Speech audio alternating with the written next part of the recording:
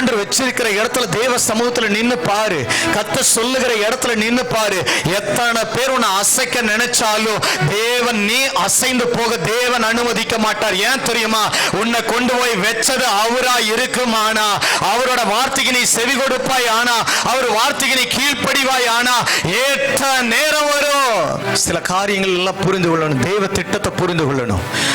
ஆண்டவர் சொல்றாரு, காஞ்சு போயிருச்சு, அந்த இடம் காஞ்சு போச்சு. நம்ம வாழ்க்கையில சில நேரத்துல காஞ்சு போறது நல்லது, சிலதுல காஞ்சு போய் கிடக்கும், அது நல்லது.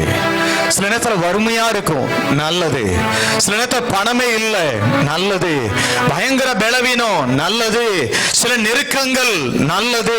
சில கஷ்டங்கள், நல்லது. கர்த்தருக்கு தெரியும் உன்னை எப்ப வெளியே கொண்டு வரணும், எப்ப உயர்த்தணும்னு தீர்மானிக்கிறது. ஏன்னா அவரு தான் உன்னை உள்ள போக சொன்னவரு.